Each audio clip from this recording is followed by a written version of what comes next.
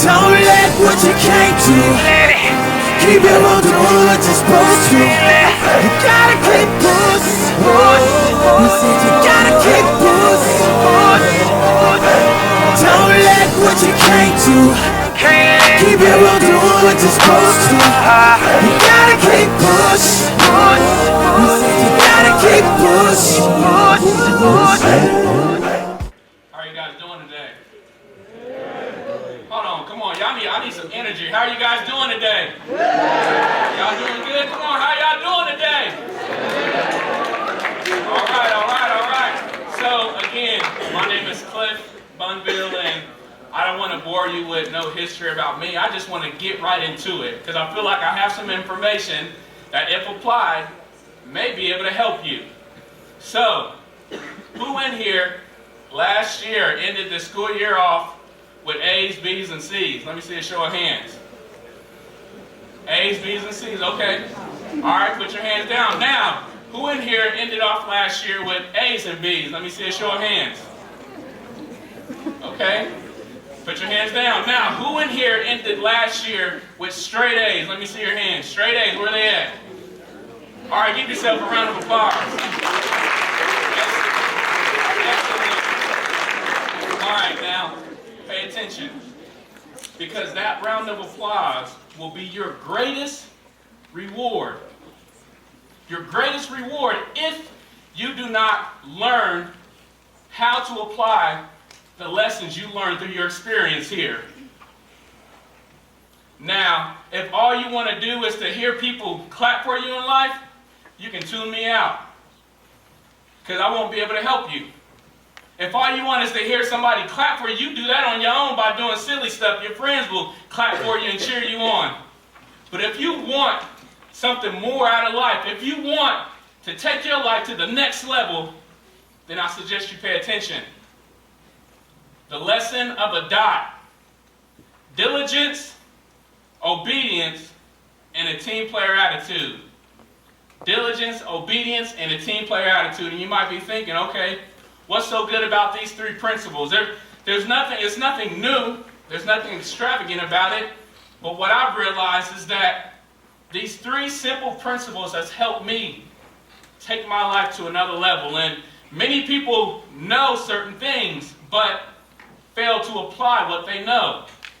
So today I just want to give you a blueprint that if you want to take your career to the next level, if you want to take relationships with your family, a relationship with your spouse to the next level, if you want to take your finances to the next level, then learn how to apply these lessons. Because when you get out of school, your future employer may not care if you got all A's, may not care if you had A's or B's. That type of stuff doesn't really matter to them. They want to know, can you do what you said you would do?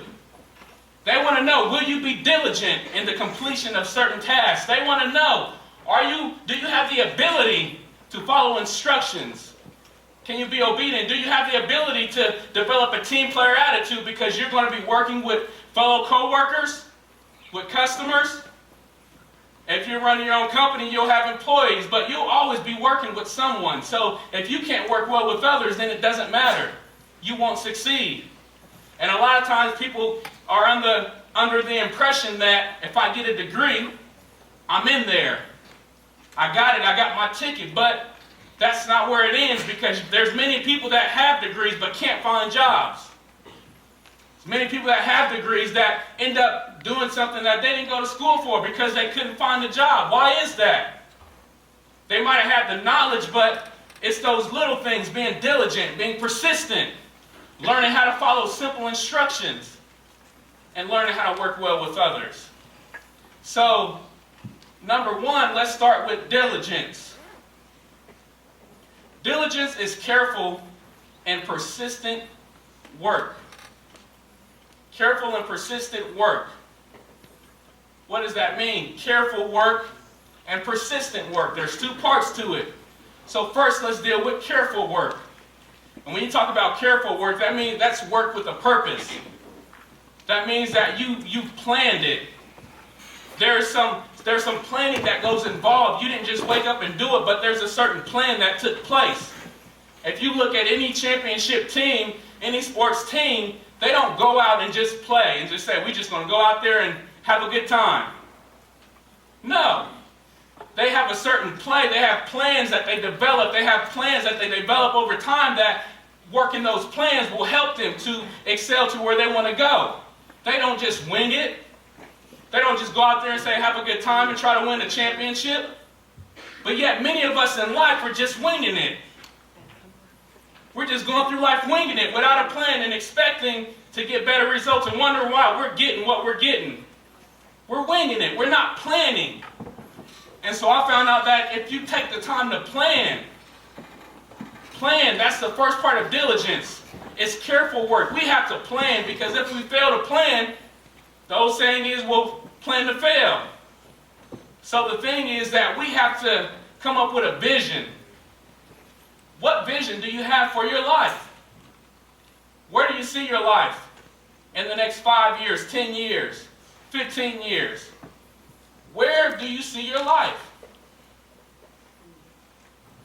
It's funny because many people never think about that. A lot of people want to live in the now. But yet, we'll complain about their finances. We'll complain about their career. We'll complain about certain things. But then you ask them, okay, well, what do you want to see? How do you want it to be? And they couldn't tell you. There's a problem with that, because planning is the first step. Planning is the first step to anything great. You must plan. Without planning, you're not going to succeed. Planning is asking, telling the world what you want. If you don't tell the world what you want, you're just going to end up getting what everybody else doesn't want. Leftovers. I don't know if you've gone to Thanksgiving or gone somewhere to eat and you wait and let everybody else go. And then you go up last because you're quiet and you want to be polite. There are certain things there that you wanted, but they happen to be gone. Because you waited, because you didn't go for it. So you have to tell life what you want. What's your vision? So then when you talk about vision, you can't just stay there, because everybody has dreams, everybody has visions, everybody has great things that they want to do, but many people still don't do it. Well, after the stage of vision, you got to break that vision down into goals. You got to break it down into bite-sized pieces. There's a quote, I don't know who said it, but it said, how do you eat an entire elephant? And he goes on to answer and says, one bite at a time. You take one piece. You take care of that. You take another piece and you eat that. And as you progress, you'll realize that you've devoured this entire elephant. Well, with your vision, it's the same way. Your vision should be so big that you can't just do it overnight, that you can't just wake up tomorrow and all of a sudden you have it. But it should be so big that you got to break it into pieces. Goals. Goals that help propel you towards your vision. Goals are the things your everyday task. You write down, okay, if I'm trying to get here, what do I need to do every single day to get there? Because there's no such thing as overnight success. If anybody ever thought that they seen somebody that just got success overnight, it's a lie. You just might have seen them, but they took planning, and there was planning involved, and there was each and every day they did certain things to help them get to the point that they were. And you're just now seeing them. You're just now seeing them. It's the fact of taking a brick and laying it each day. It's not about building this entire wall at one time, but if I want to build a great wall, I heard Will Smith once say that I didn't just go and just decide I'm going to build this great wall all of a sudden once, but if each day I can lay this one brick as perfectly as I can lay it, after a while will be there. So your goals, you have to have written goals. There was a study done at Harvard, and you might have heard this before, but when I really read about this, it just kind of really showed me the importance on goals. And there was a study done at the Harvard 1979 MBA program. And what was done was that they asked the individuals, that program, of the bunch, who had goals, who had written goals and plans. And so 3% said they had goals. They had them written down and they had plans on how they wanted to accomplish them. 13% said they had goals, but they didn't write them down. They just, I got them in my head. And then 81% said they didn't have any goals. Well, years later, they followed up with that same 1979 MBA program to see where those individual students were at. And the 3%, well, first let me start with the 84%. The 84%, they were doing fairly well. Nothing too big, nothing too extravagant. But the 13% that said they had goals, but they weren't written down, they found out that those individuals were making twice as much as the individuals who were the 84% that didn't have any goals. So just because they had goals in their head, they were making twice as much income-wise on average that didn't have any goals. And then the 3% that had goals, that were written down, and they had plans on how to accomplish them, they were making almost 10 times of average of the other 97% combined. Of the 97% combined, just that information alone ought to make you want to set some goals. Because goals push you. It gives you the motivation to keep going. And so your goals got to be specific. You must have specifically what you want. What do you want? Specifics. Specific time, specific amount of money. How much do you want to make? Health goals. What weight do you want to be at? How much weight do you want to lose? Specific. There's got to be timely. You got to have a time frame. Okay, I want to do this by here, by this time. You have to. And then again, writing it down, because if you just leave it in your head, they're just dreams. But something about putting it on paper, they become alive in a sense. And it's like a force that just propels you forward. So then after that point of goals, you have to have a plan of execution. So visions, goals, and a plan of execution. Because if you write your goals down but do nothing, there will be no benefit. But can you execute? Can you do what you said you were going to do? Just that principle alone of being an executor will take you to new heights. That will separate you from the rest of your peers. Separate you from the people you might work with. Just being an executor, because I found out in life there are many people that say a lot of stuff, but they don't talk, but they don't walk what they say.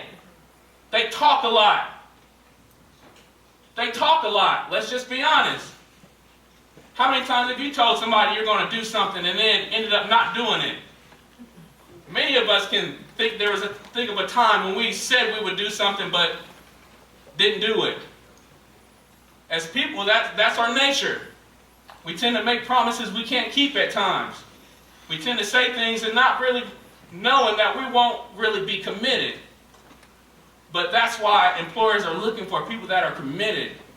Because if you're committed, you set yourself apart. And if you become an executor, you learn how to do what the next man won't do.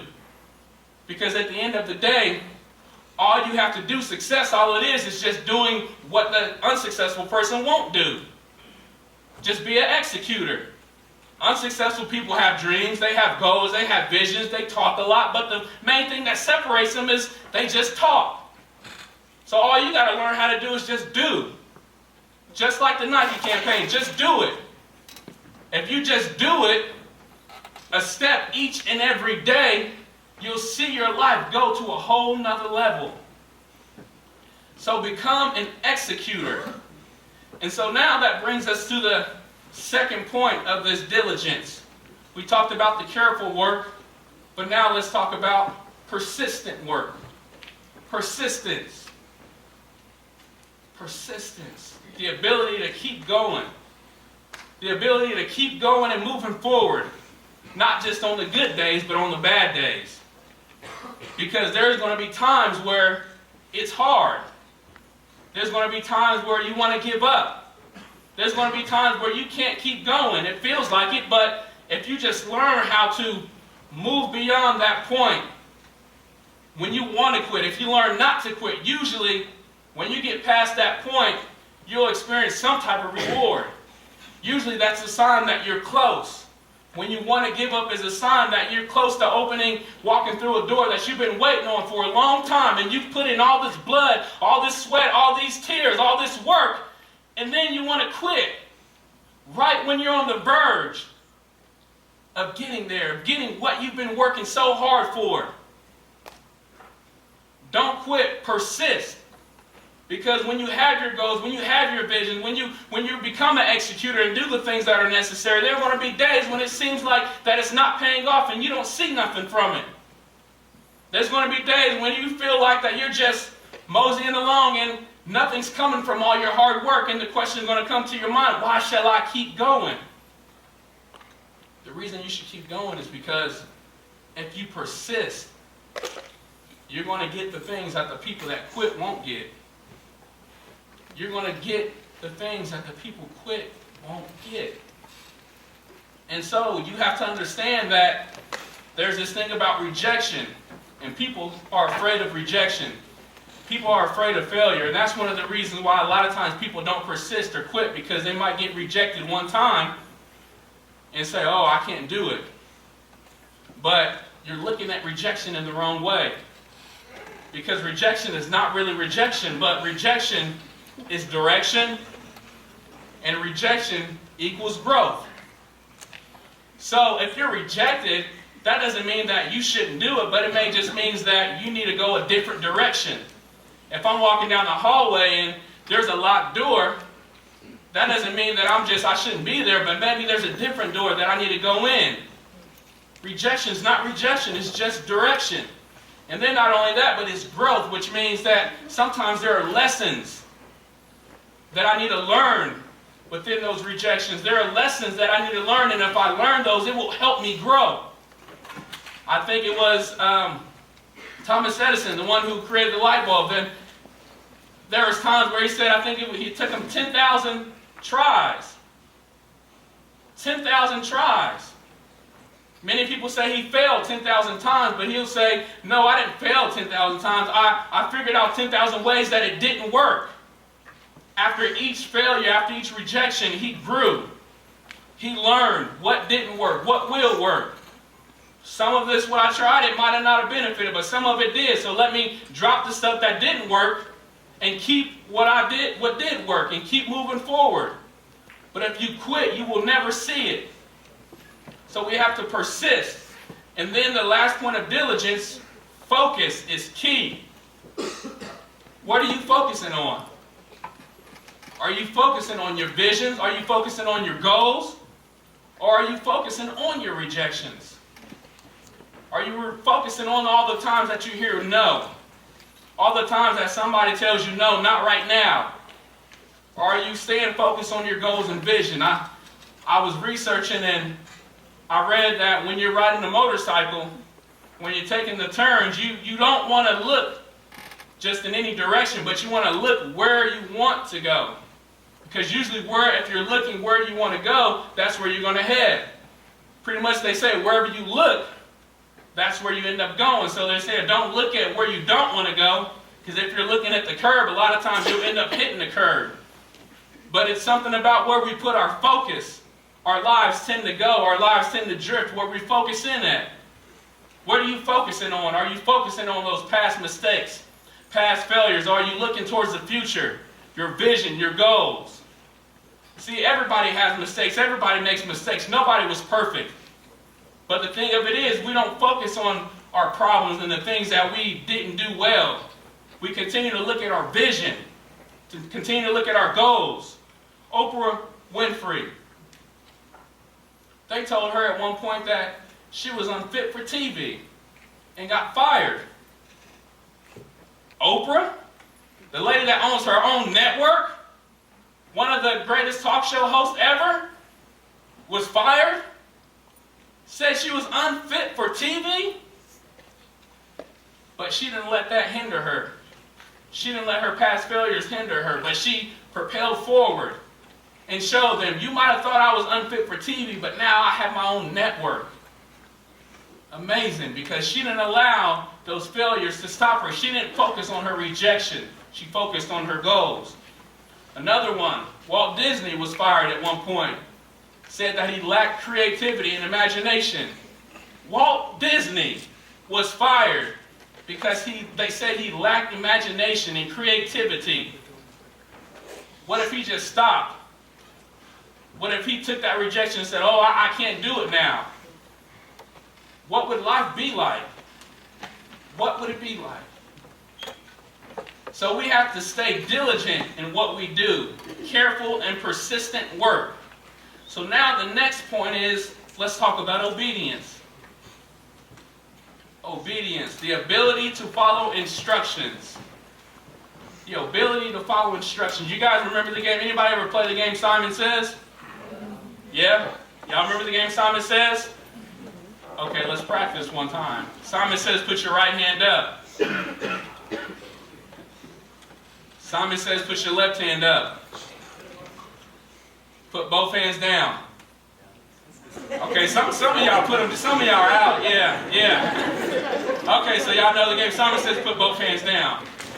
Okay, so if you guys know the game Simon Says, then this one should be easy, because Simon Says is a game about following instructions. But not only that, following instructions from the right source. Because if Simon says it, you need to do it. And if you do everything Simon says, you win the game. But if you don't do what Simon says, you lose. Or if Simon doesn't say it and you do it, you lose as well. So it's not just about following instructions, but it's about following instructions from the right source. Who's telling you these things to do? Are you following instructions from some of your peers? Some of your friends? Your teachers? Your parents? I can't make that call, but you have to realize that some of these people that I'm following instructions from aren't the best source of influence. And if I keep following these instructions, I might end up somewhere I don't want to go. When I was in high school, I followed instructions from the wrong source. Some of my so-called, I thought, friends, I found myself in a gang, selling weed, selling cocaine, in jail, all because I'm following instructions from the wrong source. I didn't know any better. I just thought they were my friends. But I found out that you can't follow what everybody tells you. Not if you want to do well. If you want to just be average, that's fine. But if you want to excel and be successful, you have to learn how to follow instructions from the right source. Jim Rohn, I believe it was him that said that you are the average of your 5 closest people that you spend the most time with. Look at your friends. Look at the people you hang with. You guys probably have a similar income. A lot of times you might have similar weight.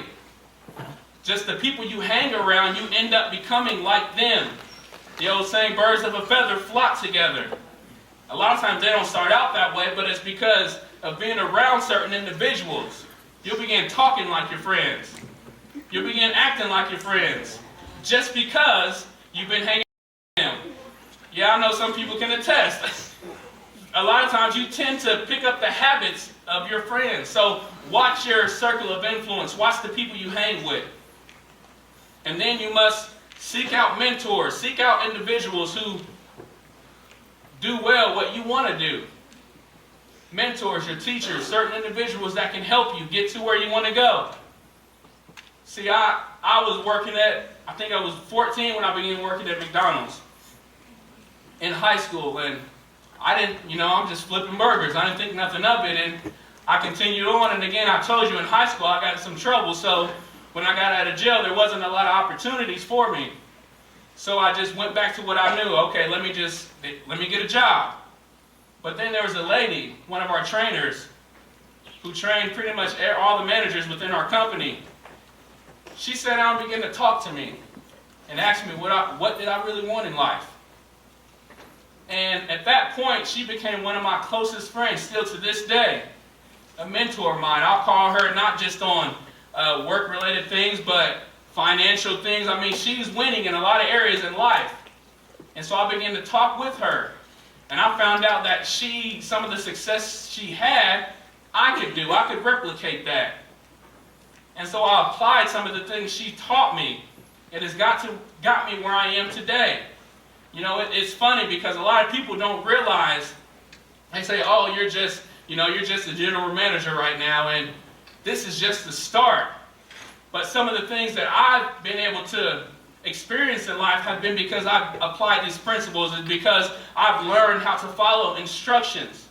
You know, I moved to Wichita probably in 2008, was there for about 7 years, moved back to Salina. When I left Wichita, I was a general manager. When I moved to Salina, I didn't have a job, I didn't have anything.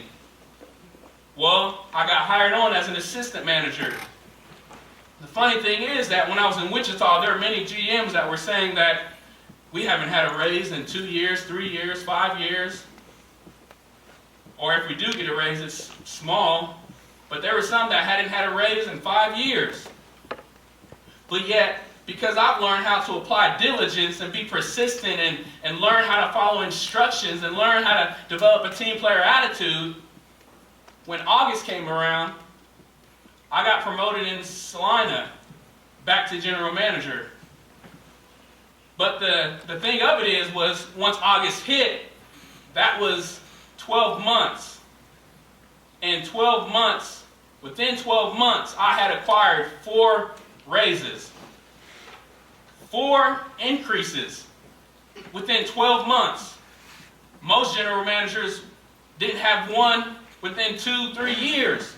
But yet, I got 4 in 12 months. How? Because I've learned the secret. You have to do what the other people won't do. You have to learn how to apply these principles and really follow through with them if you want to exceed, if you want to succeed. So then, you have to learn how to read books and apply the information. One of the best things I've learned is the treasure that are hidden in books. Books are a gold mine. I hated reading in high school. Couldn't stand it. Get that book away from me. I'm not reading a thing.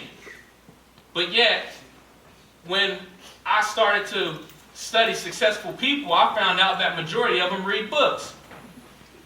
I want to be successful. I want to do this. I want to do that. So let me learn how to apply what they're doing. And anything you want to do, you can find a book on it. If you want to be a millionaire, there's books on it. If you want to start a company, there's books on it. If you want to do whatever you can think of, you want to have a great marriage, there's books on it. Read the books. They'll tell you exactly what to do. And if you follow those instructions, if you follow those plans, you'll get what they got. It's that simple. But people don't want to put in the work. People don't want to read. People don't want to be an executor and apply the information. Well, stay average. But I decided a long time ago that I don't want to be average. I want to be great. I want to have a great life, a phenomenal attitude, a team player attitude. How well can you work with others? It doesn't matter how skillful you are at your job. If you can't get along with people, you won't last long. I once had a manager work for me in Wichita. This girl was on point. I'm telling you, the things she could do, it was amazing. She was so skillful in everything she did. She came in early, stayed late. She learned quick. She could just do things. So with this talented individual, I was able to give her a huge increase because I appreciated the work she did. But over time, I ended up firing her. Why? She was so skillful, but yet she was meaner than a junkyard dog. And all the crew hated her. All the crew hated her. And so she would do things that none of the other managers were doing, but yet she wasn't friendly. And it disrupted the whole atmosphere of the restaurant. And so, even though she was very skillful, I had to let her go because of the simple fact that she couldn't work well with others. It don't matter what grades you have. It doesn't matter what degree you have. If people don't like you, you're just going to be sidelined with that degree. Sitting on the couch wondering why you can't get a job, wondering why nobody will hire you. Because you're mean. You're mean. Learn how to work well with people. A simple getting people to like you by simply smiling, being positive, and just being nice. It's easy. We learned that when we were kids. Just be nice. Just be positive. And you'll be surprised, just those simple things, just a simple smile, what it can do. People that don't even know you, when you go into work, will just like you for some reason. I don't know why I like that individual. I just like them. Have you ever talked to them? No, I just like them. Because they smile, they're nice.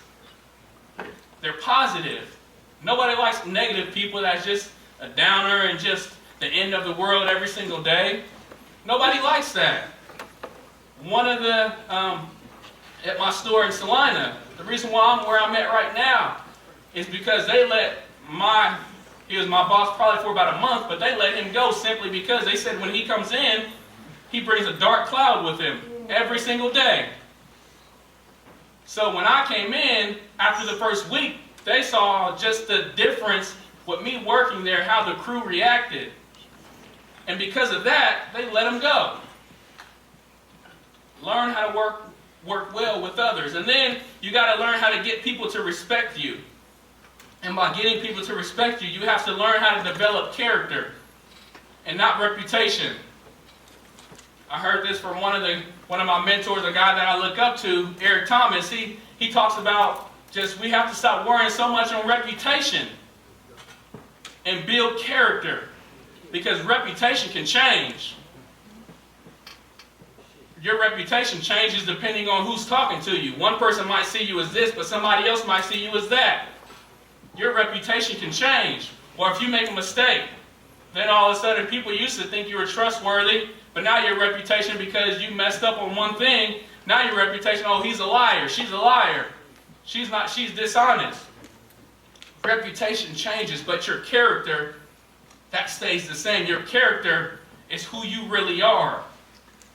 Your character is those traits that no one can take from you. I'm loyal. I'm persistent. And so your character means that anything that goes up against your character, you don't like it. And you can't perform outside of your character. Some of you might have some character traits that you hate. Procrastination. It's a part of you, but it doesn't have to stay. You can decide what you want your character traits to be, and you can build on those. And once you build those qualities will cause people to respect you. They will not just like you, but they respect you because they know you're a man of your word. You're a woman of your word. We know we can count on this individual to do this because they always come through. Character doesn't change. Your reputation can change, but your character doesn't. And then the final point of this is, after getting people to like you, after getting people to respect you, you have to get people to love you. Show interest in other people. It's not just about you. It's not just about you. There's a quote that says, people don't care how much you know until they know how much you care. Show interest in somebody other than yourself, and people will love you. Try it out. Go to work. Go to wherever you go. Just begin to ask people questions about their lives. How's this going? How are your kids? How's your mom doing? And some people might, if you're not used to doing it, some people might be shocked that you're asking, like, she's doing fine. What are you trying to get? But then when you make that a habit, people really will begin to care about you because you care about them. They'll feel like that you matter to them. You're taking the time to take interest in their lives. I've learned to do that, and it's taken me, when I left Wichita, it was hard. Most of my employees, it's funny because a lot of GMs, they're so just gung-ho hardcore, and they better do this or they're fired. This person better do this or they're fired. But I took a different approach. And so when I left, my managers, my crew, they hated it because they knew I cared about them, and they didn't know if the next man coming in would care the same way. And so it was hard leaving because I showed interest in them. I would ask them how things were going at home, how some of them were in college, how their school was going. I would talk to them about their goals and what they wanted. If they wanted to stay where they were at, if they wanted to move up, if they wanted to do something else, I would be interested in their life because it's not just about me. And when you learn to show interest in other people, people will begin to love you. And so, the lesson of Adot, diligence, obedience, and a team player attitude. I once heard the phrase, knowledge is power. But I found out that wasn't 100% truth. Applied knowledge is true power. And you can leave this place and do nothing with the information that you just received. You can leave here and just go on with your lives and have decent lives. You can have an okay life. Things can be normal for you. That's fine. You can have decent, but to me, decent means average. And I don't think I'm talking to average individuals. I believe I'm talking to some phenomenal individuals with phenomenal dreams and phenomenal goals that will do phenomenal things in life. Individuals that will learn the importance of diligence, will learn the importance of following instructions from the right source, and will learn the importance of developing a team player attitude. And with all that, it will take your life, your career, your finances, your relationships to a new level. All because you learn how to apply the lessons of Adot. Thank you.